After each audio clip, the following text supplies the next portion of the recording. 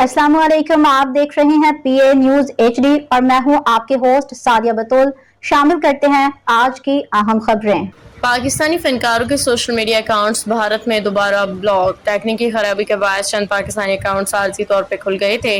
Reports. भारतीय हुकूमत ने एक बार फिर पाकिस्तानी फनकारों के सोशल मीडिया अकाउंट्स पर पाबंदी आयद कर दी है, जो मुख्तसर वक्त के लिए एक तकनीकी खराबी के बायस भारत में काबिल रसाई हो गए थे।